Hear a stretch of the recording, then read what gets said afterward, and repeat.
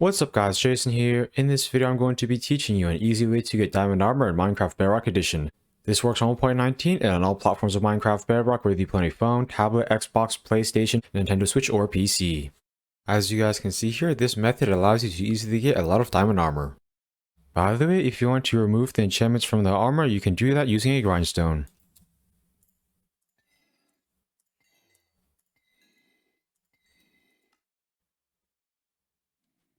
For this method, you'll need 2 trapdoors, 1 piston, 1 lever, 1 dispenser, 1 button, 1 blast furnace, 2 glass blocks, 1 bed, 1 name tag, 4 splash potions of weakness, 4 golden apples, and finally about 32 solid blocks. You can use any type of solid block that you want. A couple examples of solid blocks include cobblestone or wood planks. The first step is to go to an area that is at least 100 blocks away from any villagers, beds, or workstations. Once you have done that, place 5 solid blocks. Then place 2 blocks over here, and 4 blocks over here. The next step is to place a solid block over here and glass block at this spot. Then place a glass block over here and a solid block at this spot. After you're done with that step, go over to this side. Then place a piston at this spot. That piston should be facing this way. Then place a lever at this spot. As you guys can see here, when this lever is flicked down, that piston will extend. Whenever it is flicked up, the piston will retract.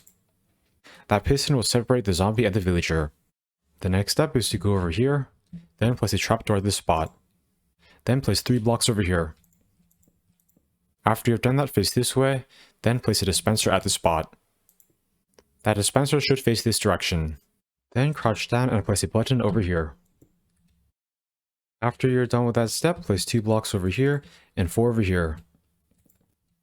Then place 2 blocks over here and 4 over here. Then place a block at this spot. After you've done that, place a block over here as well. The next step is to flick this lever down. As you guys can see here, that should cause that piston to extend. The next step is to go over here. Now place a block over here and trapdoor at this spot. The next step is to bring a zombie over to that spot. I am now going to show you all one easy way you can do that in survival mode. To do that, first place 2 blocks over here. Then place a button at this spot. Then go to this side. Then place 2 blocks over here and 1 at this spot.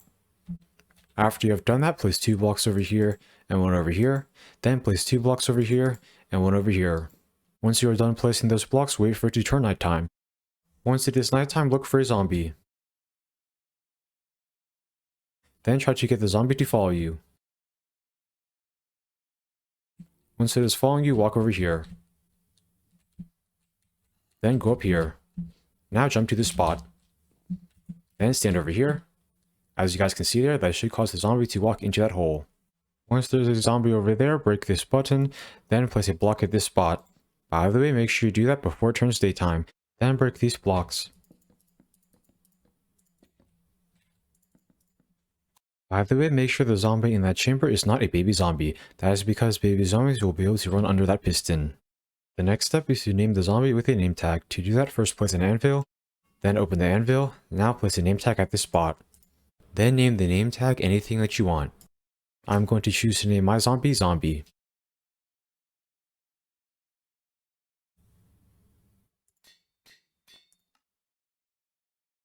Then use the name tag on the zombie. As you guys can see there, it should become named. Naming the zombie will prevent it from despawning. The zombie will turn a villager into a zombie villager. The next step is to bring a villager over to that spot. You can bring any type of villager you want over to the build except for a green coat or baby villager. That is because those villagers cannot link to workstations. Also, you should not bring any villager over to the build that you have already traded with. If you want to bring a baby villager over to the build, you will first need to wait until it grows into an adult. Once that has grown into an adult, it can link to a workstation. I am now going to show you all how you can easily take a villager to that spot in survival mode. To do that, place 2 blocks over here. Then place 2 blocks over here and 1 at this spot. Then place 3 rails over here. Now place a powered rail over here. Then place a lever at this spot. Now flick it down. That should cause the powered rail to get activated. Then place 2 rails over here. The next step is to extend that rail system all the way over to the nearest villager. Once you have done that, place down a minecart. After you have placed a minecart, push the villager into the minecart. Then push the minecart all the way over to this spot. If you don't want to have to extend this rail system, another option is to use a boat and lead to transport a villager over to that spot. To do that, first place a boat next to a villager. Then try to push the villager into the boat. After the villager is in the boat, attach a lead to the boat. Then walk over to your rail system. If the boat ever gets stuck on a ledge, place water. Then pull the boat up the water.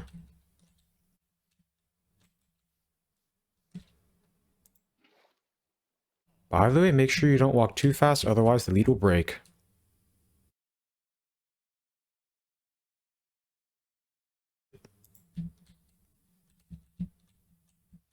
After the villager is near this rail system, place a minecart at this spot, then break the boat. Then push the villager into the minecart. Once it is in the minecart, push it up this rail system. As you guys can see there, it should land in that spot. Then break the rail system. After breaking the rail system, break this block, then break the minecart. Then place a block at this spot. The next step is to place a bed over here. Then wait for the bed to show green particles.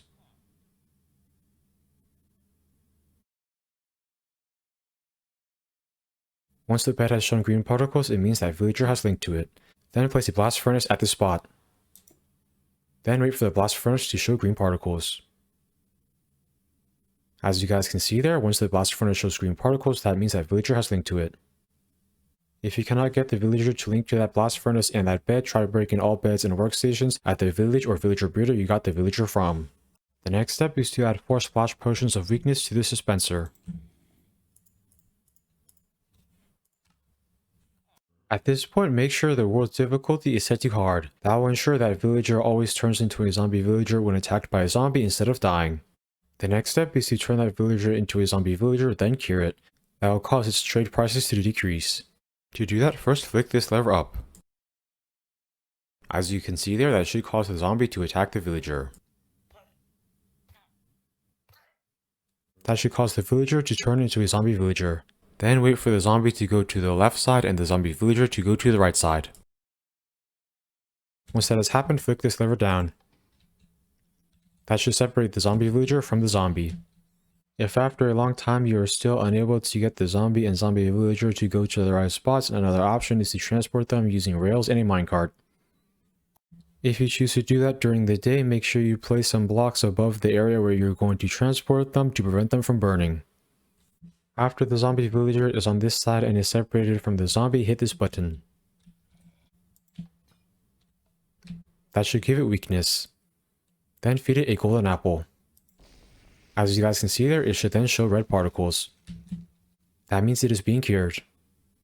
Now wait for the zombie villager to be cured. By the way, it may take a while for it to get cured. Once the zombie villager has been cured, it should have some discounted trade prices. The next step is to turn the villager into a zombie villager and cure it 3 more times. That will cause it to get the maximum trade discounts. After the villager has been turned into a zombie villager and cured a total of 4 times, the villager should have the maximum discounts on its trades. The next step is to trade with the villager. You can choose to do any trades that you want. You are going to need to trade with the villager until it becomes a master villager.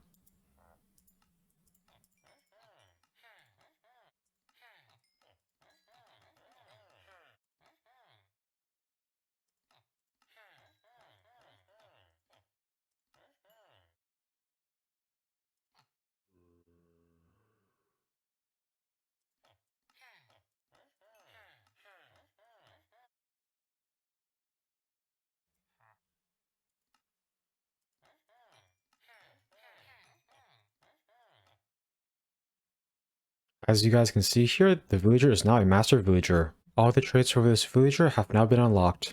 To easily get diamond armor, you can trade with the villager. As you guys can see here, I can spend 1 emerald to get 1 piece of diamond armor.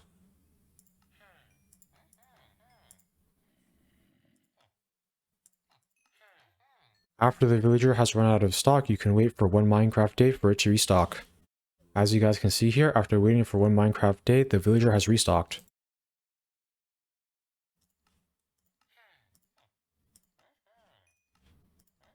Either way, if you want to be able to easily get more emeralds, you can do other trades.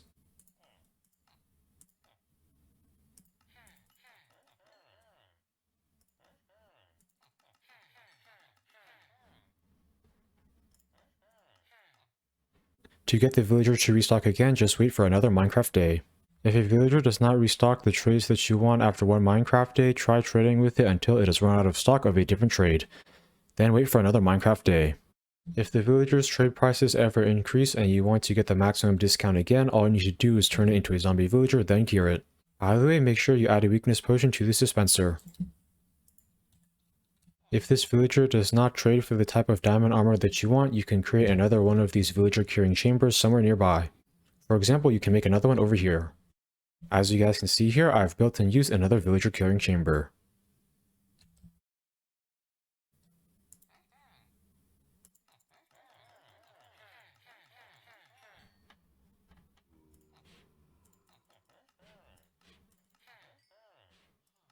From this villager, I was able to get different armor than the other villager. By the way, if you want to see what type of diamond armor the villager will trade for before you cure it, you can trade with it until it is a master level villager first.